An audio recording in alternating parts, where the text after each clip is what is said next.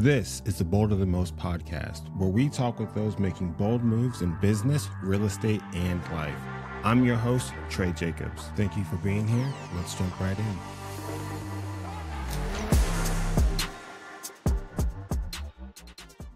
All right. Welcome back to the Bolder Than Most podcast. Today, joined by Veena Jetti. Veena Jetti is a boss, basically. If you don't know Veena, $1 billion in transactions, mother of 2 twins that we hear about. Man, your daughters, holy cow. Yeah.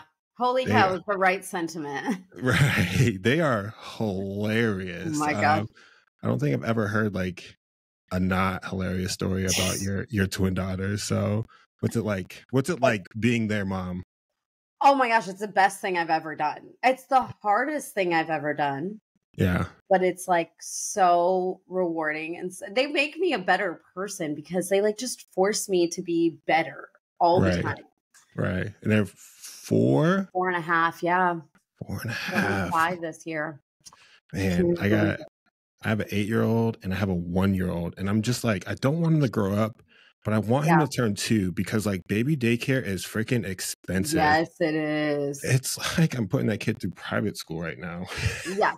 Yes. It costs like $1 million a month to send your kids to daycare. It's insane. It's insane. Yeah. So Veena, how are you doing? Thank you for joining me. What's new? What's going on with you? I'm good. Thank you for having me here. I'm excited. I think we should just tell people that our main form of interaction is actually on Instagram Lives. And, I was saying this, I think you logged off because I did an Instagram Live with Tyler Devereaux yesterday. Yeah. And you were on for a bit and then you left and I was like, no, we need Trey back. Like you're like the best hype man ever to have in any Instagram Live because you're so funny and it's so easy to interact when you're on there. So I just really appreciate you, but I appreciate this forum where we can talk to each other now. All right. I feel like I got to turn the camera off and like only communicate through a keyboard. Like, just text me as I'm talking, right? That's like our normal MO. Right. All right. So you just started Multiply, right? Yes. Multiply. Well, how would you define Multiply actually? So a lot of people try to like make it something, and I define it really simply. I think it's a community. It is a community of like-minded individuals who have a particular interest in investing in multifamily real estate. But what I think is interesting too is like, especially as I think about a lot of the content that we have there and like a lot of the discussion topics, and you're a leader in the community, so you would love your input too. But I actually see it too as being like more of like an entrepreneurial community in general. I mean, obviously we do a lot around multifamily education because that's the thing I know the most about, but we do talk a lot about like just establishing your business, branding your business, the best ways to do it, software, technology, like all of those things. It's like a communal resource that we can all use to like leverage and elevate our game. Right. I would agree with that. I think you're still in the infancy. What has it been? 4 or 5 months now. So there's definitely not even. Really? Yeah. October 28th. So it's really been November, December, January, 3.5 months. Yeah, I thought it was a lot older than that. No, wow. No. It's baby. Yeah. Well, shoot, sky's the limit then, right? I mean, I think you got some heavy hitters in there. I've had some one-on-ones with a few of them. Oh, Man, yeah. I mean, just to name a few, Christy, her background is so impressive. The things that she's been doing on the development side of the house. Oh my gosh, she's incredible. Man, she's been around since day one too. She's amazing. She's a boss for sure. Yeah. And then who else have I talked to? Let's see. Saren? I've talked to Saren. Yeah. Sarah's a character. Saren be cracking me up. Oh my gosh, she's like so beautiful, and like I just want to look at you all day while you talk to me. Well, I can't say that, but I know, but I can, and I will shamelessly say it. So. It's like she tells me all the time, like she's team dark skin. I'm like, bro, you are lighter skinned than I am. So get out of here. And I hope she hears this too. And she's the best. All right. So with Multiply, right? Like, what problems are you trying to solve with this community? Okay, so the problem really that I want, well, there's a couple. The first one was that I never had a community. Like I didn't have a program. I didn't have a mentorship. I never had one of those. And I was like, maybe I should have leveraged a community and I should have joined someone's community. And so I started looking at all the communities that were out there. And the problem I saw was they were all run by the same like person or avatar who was running a mentorship, or like they were calling themselves gurus. And I was like, that's not really the vibe of what I want to do, right? Like, and you'll hear me say this all the time, is it's not my community, it's our community, because I can't build a community by myself. That is just a dictatorship or a guru, right? Like, and that's not what I want. And so you'll see people from all different backgrounds that really contribute. And it's like the culture of the community is very intentional. And I did that because that culture didn't exist out in the world already. And so I wanted to be the catalyst for what I wanted to see. And then also too, like, there are no multifamily communities that are led by women or minorities that were doing it at the level that I wanted it to be done. You know, I mean, and you know me well enough now to know, like, I want everything to be extra. Like there's no such thing as too much ever. Right. And so like, that's kind of the mindset of our whole community, is like, how can we go the extra mile? How can we do something more to help someone else? How can we get that person to whatever their next level is? What are the things you need? And I don't gatekeep anything either. That's the other big difference, I think, is a lot of communities, I think, are, yeah, we'll give you like the basics, but then you ask for like a due diligence checklist and they're like, I can't give that to you. And I'm like, yeah, let me drop it so that not just you have it, but everyone can have it, right? Like I don't gatekeep anything.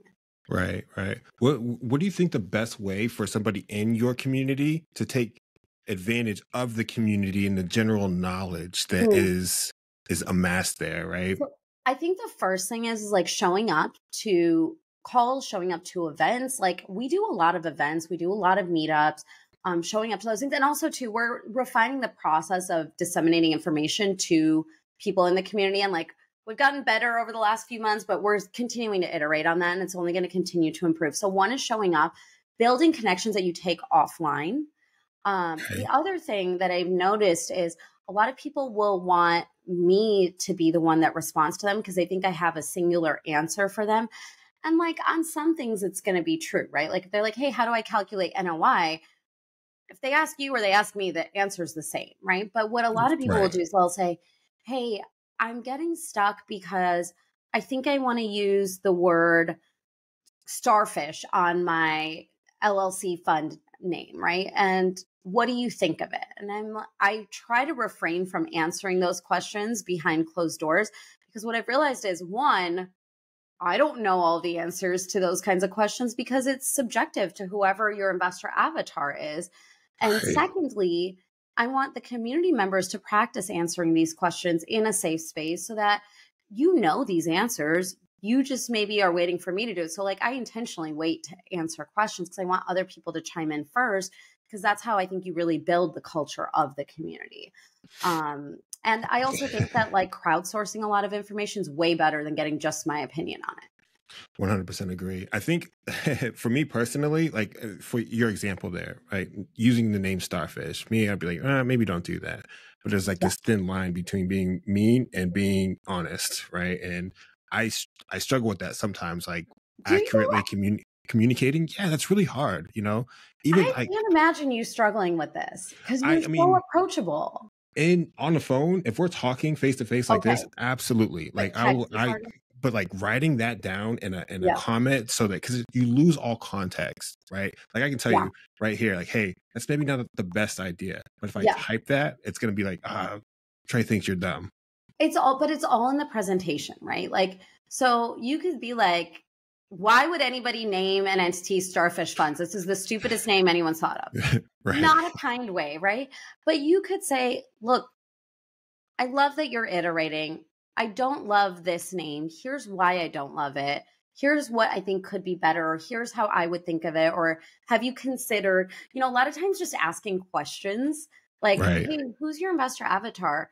They respond back. You say, okay, that investor avatar may not resonate with this name because of whatever, right? And this is like one of those, especially when it comes to naming, it's like, do as I say, not as I do, because I didn't run the name Vive Funds by anybody. I just named it that. Vive Funds. I thought it was Vive. No, I'm just kidding. That's exactly why I say this, right? Because like you wouldn't be the only person that, like my dad, who should really know. He's like, it's Vive Funds. I'm like, Dad, no, it's not. He's like, yes, it is. It's named after my granddaughters. I'm like, how is that your granddaughter's names? Like and everybody does this. Yeah, that's fair.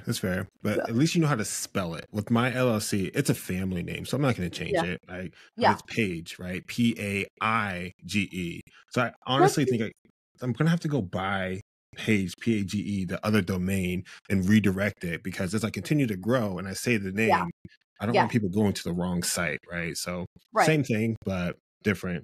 Same but different, you know? Same but different. No, I agree. That's what I would do in your case, because there's two pages that are relatively common. And so I would buy both and then redirect one to the other. Absolutely. So I'm curious though, right? So you started this community very recently, and a lot of these other, I'm just going to call them gurus, right? They started in the beginning of the pandemic. I mean, we saw so many courses being born from the pandemic. And it was easy, right? Like we're all stuck at home. You know, a lot of us were like, all right, how can I do this self-improvement thing? And you saw these communities, these social accounts just explode, right? We're on the tail end of COVID, or COVID's over, whatever you want to say. How is it different now building the same communities? Hey guys, my company, Paige Capital Group, is actively sourcing and buying multifamily deals.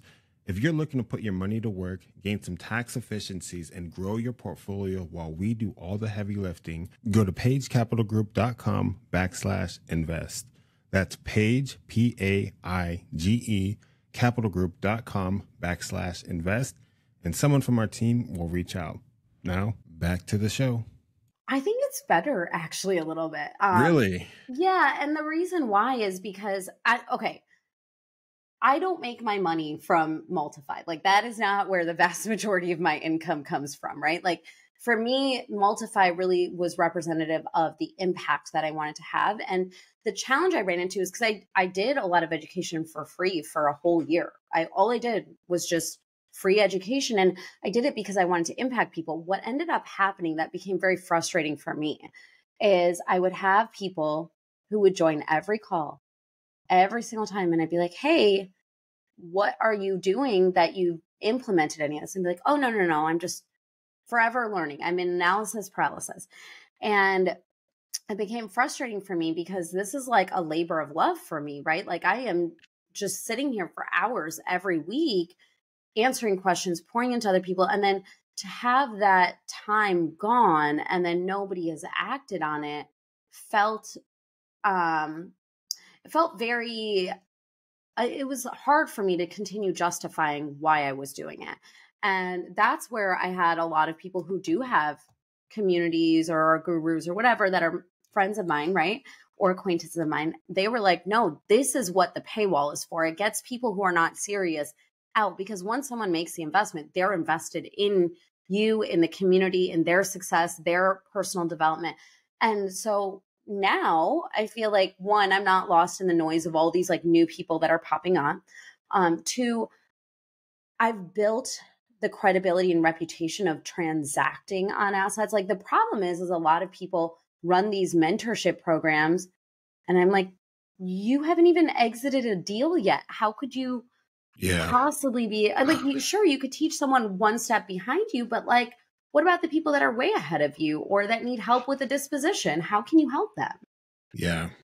I see those all the time. All the time. Well, and then also you see the people that see whatever program they have as like a get rich quick scheme. Right. And I struggle with that because for me, like I said, that's not where I make my money. So like, I still have to do the thing that I am teaching about or that I'm being asked about, or that is the catalyst for the community. Right. And I understand like how it's probably more lucrative for a lot of people to just pour into a lot of marketing and just grow their community, but then the quality of the community suffers. And I feel like what we do really well and we're continuing to improve is making sure we have the right people in the community. And not a lot of people know this, but not everybody can just join. Like, it's not give me your money and then you can join this community. It's like you have to be the right fit. So like we actually go through a lot of qualifications internally before someone joins us. I didn't realize that. I thought it Yeah, was no, everybody people gets don't. in. And it's not to be elitist. It's not like, oh, we don't want you in here. It's just there's a certain expectation of decorum and camaraderie and community that comes with being part of it. And it's almost like a responsibility. And so what I don't want is anybody who has money to be able to come into the community. I wanted it to be people who belong there, who are going to add and enrich the community, not who are going to destroy or deteriorate it. Yeah. Get everybody down all the time. Yeah. Yeah. Or if it's like someone I can't help for whatever reason, I don't want them to come join this with this idea that they can do something that I don't think I can actually help them with. So I'm very careful about that too. Yeah.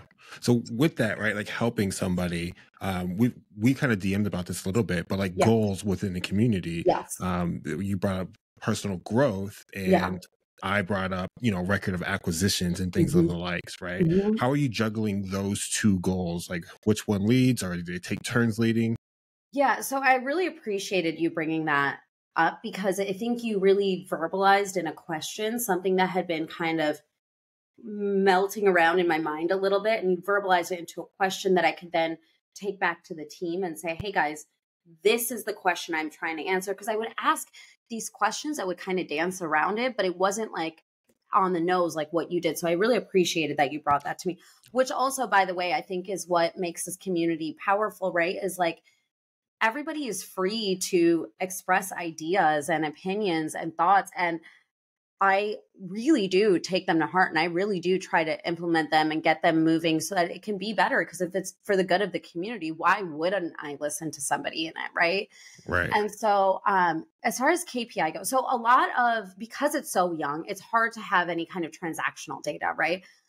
I've also realized that a lot of people are not sharing their wins in the group. And I think that that is maybe something that we're just now starting to see change a little bit, right? Like we're seeing some people get deals under contract, getting ready to close deals.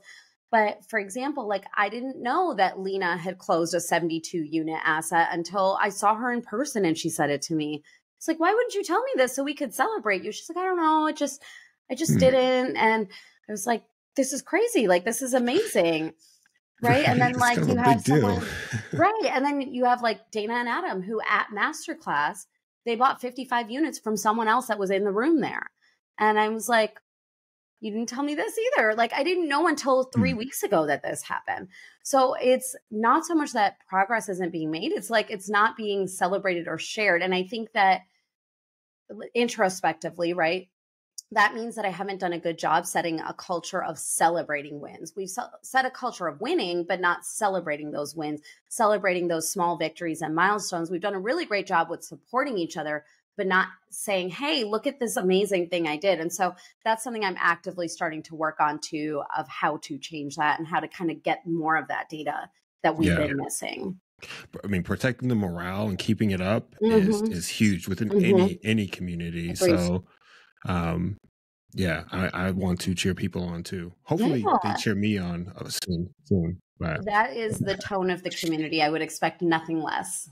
So have you heard of Sean Cannell from Think Media?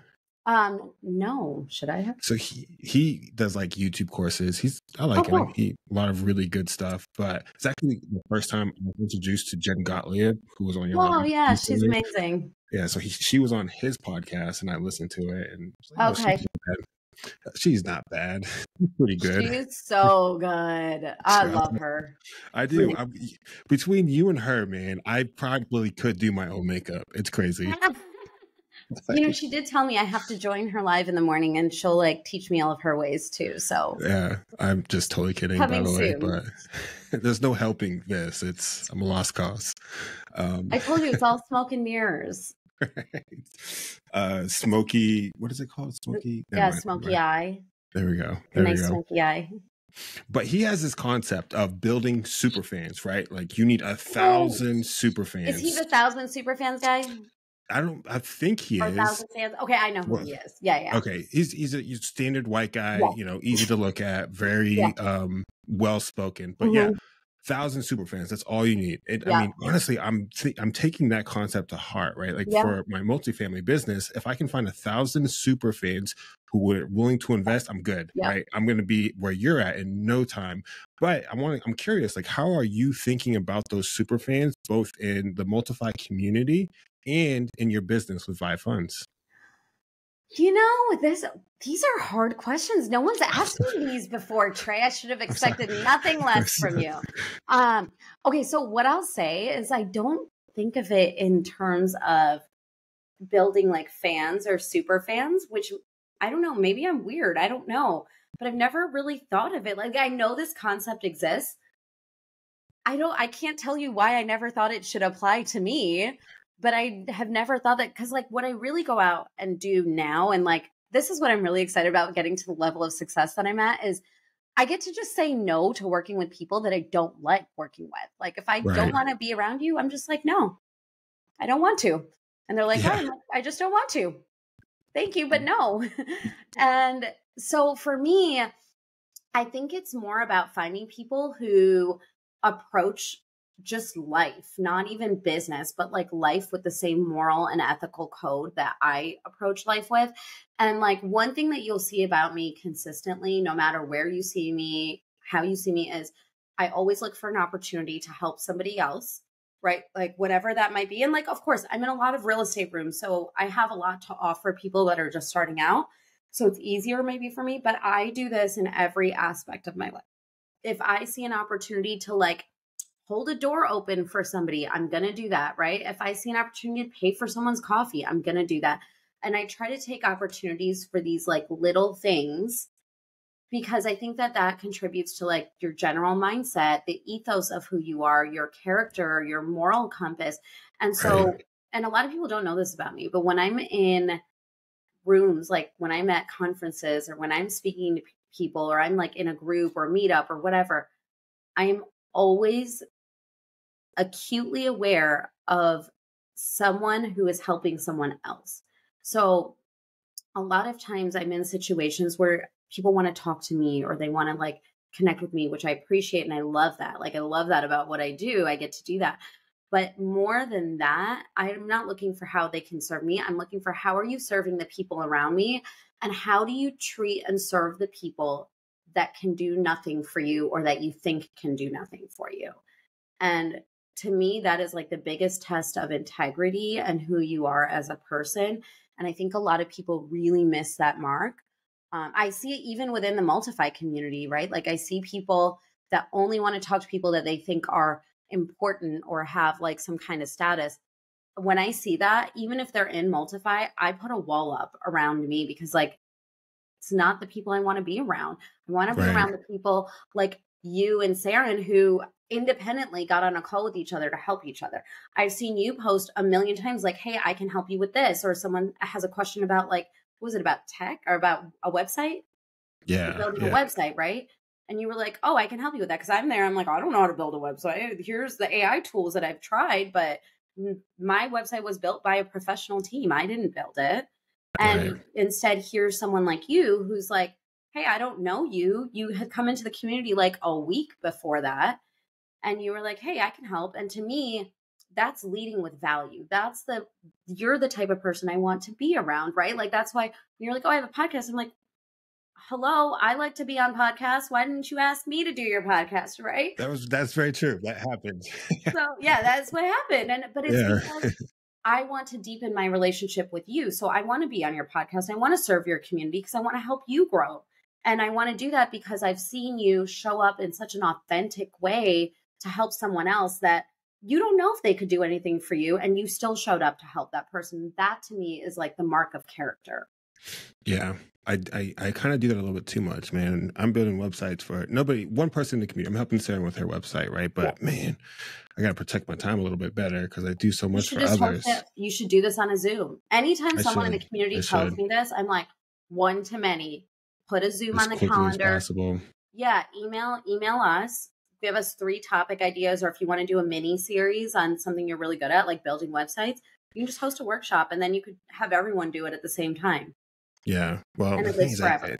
I pay for these different tools that I have to Mhm. add to every individual website. So basically, I've spent like $500 for these lifetime passes that I can then give to somebody Oh, else to build their cool. website. Right. That's what it is. But you know, we'll figure it out. I mean, like I Yeah. said, I'm more than happy to help with that stuff because I've done it so many times. I Yeah. mean, we had I don't think you know this. My side gig, which was my full-time job for a while, was blogging. So I had a tech Oh, website that got it got really big. We were getting like 1.8 million people to it every single month. And then what? Google flipped a switch, boom, and we went straight down. We're like 95% down. It's insane. Google, if you're listening, count your days. I'm coming. I'm taking Google down. You're taking Google down. Wow, that's crazy that like they can change your Oh my gosh, the statistics so algorithm easily. updates are insane. They're brutal. They like destroy companies. It's wild. I That's not mean, great. BuzzFeed, they're like Uh-huh. Vice, they're all big publications that are Yeah, yeah. struggling with the algorithm and the Are updates right now. they? That's why they're laying people off and filing for bankruptcy and having to be bought out and things like that. Wait, Vice is filing for bankruptcy or BuzzFeed? BuzzFeed is laying off a bunch of people. Vice went into bankruptcy. Oh my gosh. I love both of those publications. Right, right. It's They're crazy. great. Okay, question for you. Ready? Yes, I'm ready. Let's do this. Managing people, right? So you are a boss lady. You have Vive Funds, and I think you said you had about 13 employees, and now you're working with an education company called New Reach. So there's Yeah. more employees, plus a whole community, plus the 18 people that work inside of your house. How Yeah. the hell are you managing all of that? Very poorly. Um, I actually really hate management, like of people. If I have to micromanage anybody, they have got to go. They cannot be on my payroll. I don't manage any of our employees. I don't I don't know when they work. I don't know when they take breaks. I don't know anything about their hours and I don't want to know. I just want to know that the work is getting done. And I really like it that way because I attract better talent because people that are good about managing themselves are usually like very high level operators. Um, I have at home, I have a lot of like Oh, systems in place, right? I want you to come on, break it down. List all the employees because I heard Oh, this on another podcast you with Heather did. Blankenship. Shout out to Heather. But Oh, man, I Heather, was yeah. my jaw dropped to the ground when I heard the football team of people you had working in your house. Yeah, I have a lot of people. Okay, so for the first employee that I hired was housekeeping. So I have like twice a week housekeeper. They come Nice. Tuesdays and Fridays, which is awesome. And they do my laundry, they do a deep clean, everything, and they come every week. Then who did I get after that? I think after that I hired somebody. Her name's Nancy, and I hired her to come and just do like PA type stuff for me. So like returns, mail, sorting, things Mm-hmm. like that. And then she was so awesome. I was like, we have to figure out a way to do more with her. And she was working at a doctor's office and then working part-time, like 2 hours a day for me, right? She was so good. I was like, she's capable of so much more. She just had like a really tough go at life. Like she had like a lot of things that have happened to her that have been tough. And her self-esteem was suffering. Her confidence was low. And it's like, oh no, she is a diamond in the rough. So then I went out and we bought a business. And now she not only single-handedly manages that business, but she's vesting into it. So she has ownership in it as well. Nice. And that business, we took that from 6 figures to 7 figures in like a year and a half. And yeah, it's crazy. And so Whoa. she no longer works at home for me. Then we have, Wait. What was the business? Real quick. What kind yeah, of business? it's a residential cleaning company. So, like these Molly Maids type thing. It's not a Mm, franchise. It's just an independent business. We bought it with creative finance and bought it from like this couple that wanted to retire and be done. And then my mom actually, she operates full time on it. Well, I say full time, but she's like the strategic partner on it. And then Nancy is the one that manages all of the day-to-day. She went from making like, I think she was making like $50,000 a year at her office job. Now she makes over six figures every year. And she has like no college degree. She had no work history. She was married for 20 something years. Her children were all grown. She was like, I don't know what I'm going to do for retirement. And now she's like totally set up to retire. And it's very exciting. Yeah. That's very exciting. Congratulations. Yes. Thank you. So then we have my nanny, who my whole world revolves because she's in it. And she takes care of the kids, everything that they need. She's amazing. And she's like really good with cooking too. So she'll like cook, and she keeps the house kind of cleaner. Then we had an au pair for a long time, which now we don't have anymore. I didn't realize what relief it was to get rid of the au pair until after she left. It's just like a lot of emotional investment to have an au pair, which for I don't the even know what an au pair is. Sorry, Veena. That is just like the fanciest thing ever. Au pair, golly. It seems really fancy. It's not as fancy as you think it is, but like basically it's someone who comes from another country. Usually it's like a young girl. It could be a guy too. They have bro pairs. And basically, yeah, they like come and they live with you. And it's a cultural exchange program where they get to like live in America with an American family and like experience traditions, holidays. But then in exchange, they can do up to 45 hours of childcare every week. And it was really nice because it's very flexible. And we've had two au pairs now. The first one was amazing. She's actually local. You will meet her at Dallas meetups. She comes and hangs out. Like she's part of the community now. She's like married, doing her own thing. So we're incredible. The other au pair, I didn't realize how many problems we had until after she left. And, I've shared some of it in the private group, like some of the things I found out after she left. And I felt really taken advantage of and vulnerable. So it was a lot more stressful than it really should have been, especially if you have the right fit. So that was our au pair. Then we have, I have all four grandparents in my neighborhood. That's on purpose. They're very active in my kids' life. Every day my kids see at least one, if not two, three, or four grandparents. And right now, one of my daughters is home from school. And so she's at my mother-in-law's house, and they live across the street from each other. So we bought both of those houses and they live across the street from each other. And it's like a 10-minute walk, which is great. And then who else? Oh, I have my driver too. Yes. Does he wear a suit and like a driving hat? No hat. I don't make him wear a hat.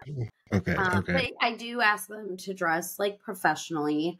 I am someone who's like a really big fan of like perception is reality, right? And so I'm a really big fan of presenting the way you want to be perceived. And I also am a big fan of when people have like made it and they're like, F you money, like Abraham Gray. And he's like, I'm wearing flip-flops all the time. I'm like, you go, like, you've earned the right to wear flip-flops. But I do, like, I want my kids to see and know and understand too that like when they're working or when they're building and when they're just starting out, how you show up is really important, and it's how other people perceive you. And so, like I don't go onto a stage in my pajamas, and I expect like the same kind of professionalism. So I do ask them to dress professionally, but I do this, like even my nannies or my au pairs, I have dress codes. So they can't show up with like ripped jeans and like tank tops with their midriff showing, because they're a reflection on our family, and there's certain appropriate venues for certain outfits. And I'm certainly not someone that wants to like control how someone dresses, but I think it's important for like the decorum and the mindset of the profession. Yeah, that makes sense. What kind of car does your driver drive you around in? I don't want to say. So okay, is it? We have a few cars. Oh. Okay, so my favorite car, I'll start there, right? My favorite car that we have is the Kia Telluride. Okay. Really? Oh my gosh, it is the best buy you will make for like and Kia should sponsor me, because I say such nice things about Kias. I know everyone makes that face to me. Okay. The Kia Telluride, you can get it fully loaded with all the bells and whistles out the door for under $50,000. That's a bargain. And it's a great drive. It's easy to maneuver. And it's not like obnoxious or bougie like my other cars are. And so the Kia is like by far my favorite. It's the car that stays. So it basically is like the kids' car, meaning it stays with them wherever they go. So right now my daughter's at my mother-in-law's house. I assume the Kia's at her house and there's another car here instead.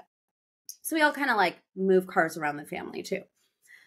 My husband's everyday car is a Porsche, which is a stupid car. It is like completely useless because the back seat isn't even really a back seat.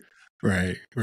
And like, I can't remember if it's this Porsche or the old one, but like, it didn't have, like, I think the thing to open the hatch of the sunroof, it was like manual. And I was like, that's stupid. This is an expensive car. And he's like, it's because of like the weight balancing, turn radius, blah, blah, blah, off the line, something. And it was like, no idea. Literally don't care about that. So that's my least favorite car. My two in-between cars that are mostly the ones that if it's like date night or if like our driver's picking up someone from the airport or something like that, it'll usually be, we have a Lincoln Navigator, which is like a big car, which is useful when you just have as many people as we do. And then mostly he drives me in a Maybach. Like fancy. Like the SUV or the car? No, the like car Maybach. Wow. Which is nice because it's like being in a little mobile office. Right. So it's great. I mean, that is, man, you are doing it. Like, I'm not here like counting your money, but let's just recap, okay? Because I don't have any. It's all gone. Right. We've got multiple cars. We've got 3 houses in the same neighborhood in Frisco, Texas, the #1 suburb in the world. And previously, before we hopped on, we were talking about buying a 4th house in your neighborhood. Yeah. That's pretty baller. Like, on a scale of 1 to like balling, you're like balling-est. Is Congratulations. it? No. Oh, hell no yeah. way. Oh, you're like close. You are so close to be. Are you buying a private jet soon? No. Okay. Let me expand on this a little bit. Okay. First and foremost, okay, so Pace and I did look at buying a jet back in 2022 because we both had a tax problem that we were trying to solve. Ended up buying a building instead of a jet because we were like, okay, let's buy the jet and then we'll just charter it. We won't use it ourselves. And both of us fly a lot, so it actually is probably really useful for us to be able to have access to. But like, he lives in Phoenix and I live in Dallas. It's just not practical. So we're like, all right, we'll just charter it out. And then if you want to use it, you just pay whatever the rate is. If I want to use it, I'll pay the rate. I would never use it, right? Like that was my plan in my mind. I ended up buying a building instead. Cool. Fast forward, and now I'm thinking, I thought about it again because someone brought it up because of how much I flew last year. And I was like, it would be convenient. But do you know how much money I've raised on commercial airlines in first class seats? Yeah, I can imagine. So much money. Like I've met some of the most interesting people. I have met really like cool people. And I can't do that in a private jet. And I know people like always argue about this and they're like, oh, but it's so convenient. And like, yeah, it is. But I don't want to give up flying next to a stranger that has to talk to me. Like my extrovert would be forced to introvert. And I don't like that. Right. I think so. I listen to Rich Summers a lot. I don't know if you've heard of him. He said that he got a set jet membership, which is like $100 a month. And then with that, you have access to buy a single seat in a private jet instead of chartering the whole thing. And that might be good for you too, man. Just think about the conversations that you could have inside of a private jet. Yeah, I may or may not have that. Of course you do. Of course you do. But I still prefer my American Airlines flight over even that, honestly. Yeah. Man, you are living life. You know, I've never flown first class, and I should because I'm big. Like, I'm a big ass like human being. 6'5". Is that true? 6'5", 340 pounds. I'm like 5 of you, Veena. Like, if you were to take you and like clone and then like Dude, I'm Oh big. my gosh. I didn't realize you were that tall until I saw you say it on a live somewhere. That you You were know, I've six. seen you. I think we've met, but it was just so long ago and so quick. Where was it? Um, Michael Blank's event. Oh, This was but like that must years have been ago, though. years ago. It was a Was I long, long speaking time there? ago. I wasn't even there. I just came to like meet up with some people after the Oh, event, okay. and I was like, "Oh, that's Veena," and they're like, "I was like, who's Veena?" And they're like, they told me, and I was like, "Oh shit, never mind. Let me take Did that you come back." say hi to me? Actually, I don't think I did because you were so popular. I'm not gonna lie, you were like everybody wanted to talk to Veena. Uh, Everybody. I'm So, the sad part is I'm positive I was not the most interesting person in whatever room I was in. I never am. oh, I highly, highly doubt that. I promise you. Just tell people, look, you're cool and all, but I have a driver that drives me around in a Maybach. Boom, mic drop. Like, end of story. You win. 9 times out of 10, you win. Real quick, guys, if you're enjoying this show and want to help us grow, share, shoot us a 5-star rating, and follow the show on Apple or Spotify. My goal is to continue to grow and get bigger and bigger guests on the show to reach more like-minded real estate investors and help everyone be more bold and build more wealth. Now, back to the show. It's funny because people like think like having a driver is like this whole big thing, and it's very cool. I'm very grateful. Don't get me wrong, but it's like it's way more attainable than I thought it was before I did it. Yeah. And I think like people just don't realize that it's more like all of these things are more attainable than you realize. Like, okay, anybody listening that's like, okay, how do I start building this lifestyle by design? Start by outsourcing like your laundry.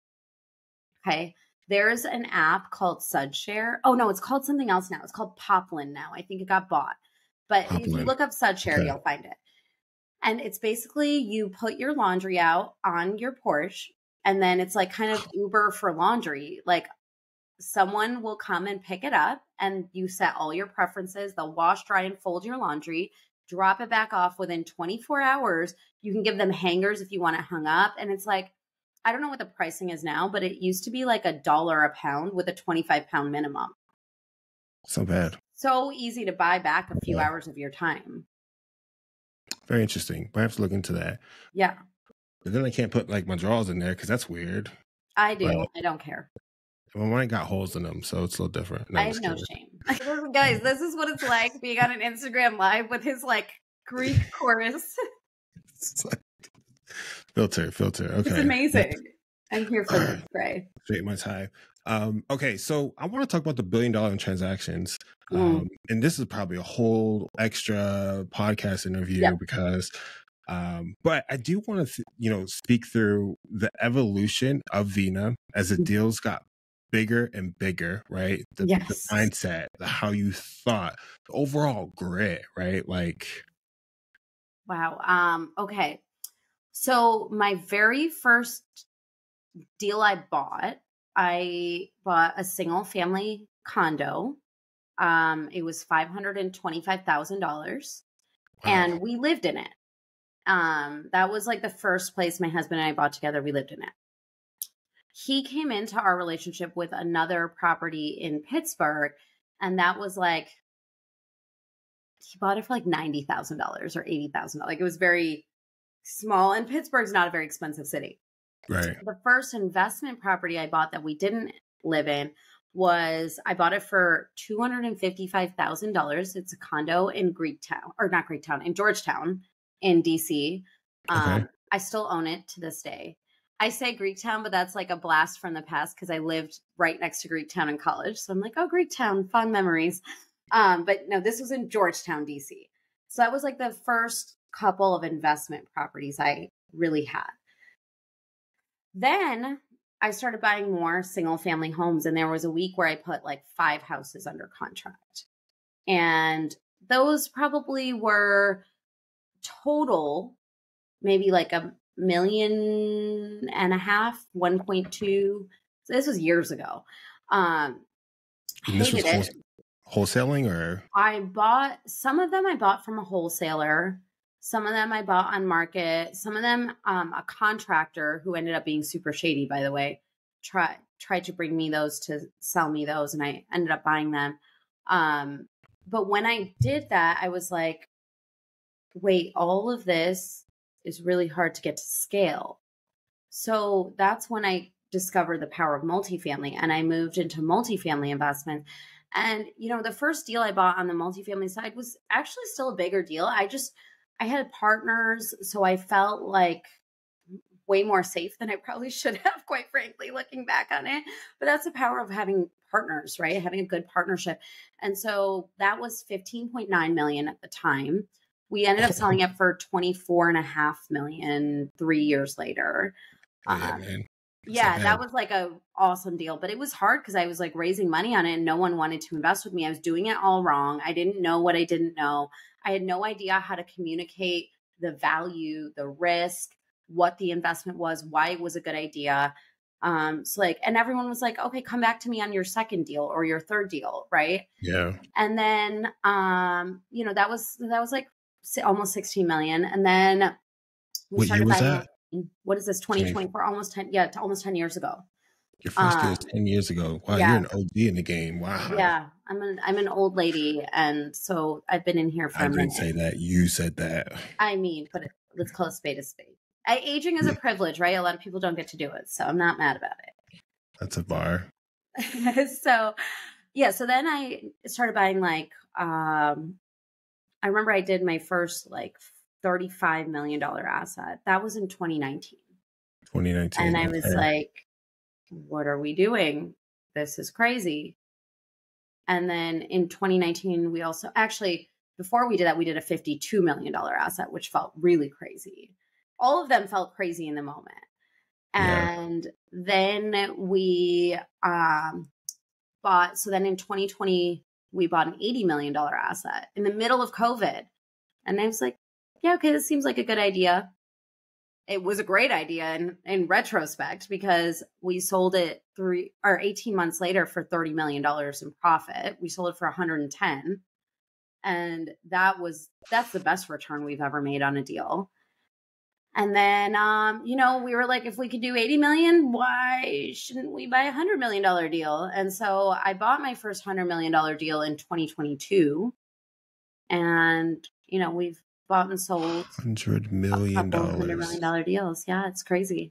Well, how much total money have you raised? I don't have an exact number, but it's like a few $100 million. And then when you're looking at this $100 million deal, right? How do you know? What makes you so sure that you can raise the money required to acquire that? I'm never sure. Even to this date, if you ask me, can you raise 20 million? I'm like, yeah. But the reality is I don't know. Right. So it's a lot of uncertainty and a lot of risk, but if, overcoming fear and doing it anyway is, I think, one of the biggest hacks to be successful, because you never know where your investors are. You never know where the market is. That's why you're always trying to build those investor relationships, because you need a lot of investors. And you and I've talked about this before, right? You need your top of funnel so big that by the time you get to the investment, there's enough investors to close the deal. And once you have a track record and you start proving yourself, it's much easier to raise that capital and to keep those relationships going, because people know, like, and trust you, and that's who they're investing in. Yeah, that's a good point. Man, $100 million. I'm sorry. My small little brain is just that's such a big number. That is such a big number. How's that deal doing today?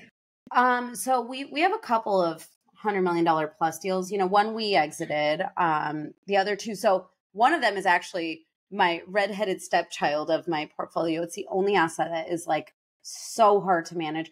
And there were a bunch of things that have kind of not worked out in the way we wanted them to. So it's managing through those. But I mean, the asset's still doing well. There's no risk of loss of principal or anything like that. So it's just a small rough patch, if you will. But we're managing assets basically coming back up to where we expected it to be. And then the other one is the one we just bought last year in Arizona, 131 million. And that is, I'm throwing off so much cash on that. I'm like, are we sure we're not missing a bill somewhere? Because it's just performing so well. Yeah. Everybody's moving out there. Yeah. One thing I've always been curious about, like for different operators, right? Day one strategy. I've Yeah. heard heads in beds, right? Like we just got to Mhm. get this place up, occupancy Mhm. up. What's your day one strategy look like? Yeah, so it's an interesting balance, right? It's not just having heads in beds that matter, it's having paying heads in beds that matter because your economic vacancy is really what could be a challenge to your bottom line, right? So, Right. yes, we want to maintain occupancy above stability, which is usually about 90%. The challenge is when you're doing a lot of value add, you may have that drop artificially low because you're renovating a unit and then bringing it back online. So as long as you plan for those things, that's fine. So yes, you want to stay occupied, but there's also the balance of moving tenants out so that you can renovate and increase rents and add value. And then also you want to make sure that if you're actually renovating, that you're only renovating to the competitiveness of the market. Don't over renovate, don't Right. under renovate, because there's sometimes you'll have an asset where new product will come online. And if you don't renovate, no one's going to pay you the premiums that you need to be cash flow positive.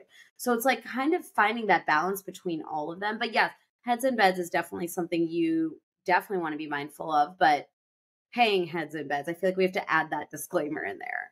That's a good point. That's a good point. The economic vacancies are tough depending on your locality too, right? It's going to be like how easy or hard is it going to be to get them out, right? Right. So we're almost at time. I do have a request for you. Yeah. A multiple request. Are you ready? Okay. Tell me. One, you got to come back on because there's so many things that I want to go 100%. into here Say on less. I'm your here. Yeah. transaction. Word. Yes. Yes. Number two, in Multiply, right? Mm-hmm. I want to like look at what you've accomplished, like academically, right? Oh, okay. And every like phase of your journey is a Yeah. chapter in this new book, right? And I want to know all of the things. Like, what does Tony Robbins say? It's like the actions or the activities that you were Yeah. doing over and over again Yeah. to reach your goal. And your Okay. goal being phase one to get to phase two, from Love phase it. two to get to phase three, right? Like, I Yes. literally want to.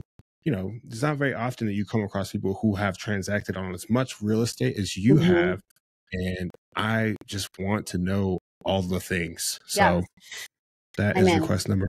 I am in. Sweet. I appreciate you. I like it. Well, with that, Veena, is there anything you want to drop for the audience? Any last words? I guess my last words are I always like leave people with the same thought, right? Like the best time to plant a tree was 20 years ago. The second best time is today. And I see a lot of people that are like, oh, well, I'm in my late 30s. I'm in my 40s. I'm in my 50s. I missed the boat. And it's like, no, you didn't. But if you don't do anything today, then you are missing the boat because you're actively making, like, inaction is also a decision and also a choice. And there's a reason why you see the same successful people in the same rooms together at the same events together on the same podcast, because success begets success. You want to be around people who are like-minded. So find the person who has done the thing that you want to do, whether it's multifamily or not. It could be anything. It could be like businesses, or it could be being the best speaker or running a phenomenal podcast. Go find the person that has done the thing and then figure out how to be in their community, in their proximity, go to the events that they speak at, join their programs or their communities, because that's how you get in front and get the attention of the people who are doing these like really great things. Otherwise, it's just noise, right? So show them that you're serious, show them that they should take you seriously, show up, do the hard work. It is hard. None of this is easy. It's not for everybody, but if you are somebody that was like meant for more or meant for something different, then this is possible for you too. Cause like, I'm not special. I promise you, I'm not. I'm willing to outwork everybody and I'm willing to fail a lot. I love it. Veena, you are special. Oh. Where can the people find you? Man, my voice. What happened? Well, you can find me on all the social media, on my lives sometimes, on Instagram, everything. I'm just Veena Jetti, VEENAJETTI. And then you can find Let's Multiply is our community. And then we're on Facebook, Mastering Multifamily with Veena Jetti. Gosh, I'm everywhere. I'm everywhere all the time. You TikTok? So I'm on TikTok. You be doing TikTok dances and everything? Every now and then I will attempt to do them, but then realize that I just look like a total ass, so I don't. I can't even move. But I I'm so might. big. I want to reserve the right to do them. Yeah. Oh, yeah. Well, I appreciate you being with us today. You're a superstar. Thank you for having me. Yeah, for sure. I'm Trey Jacobs. This is Veena Jetti. We'll see you next time. See ya. Bye.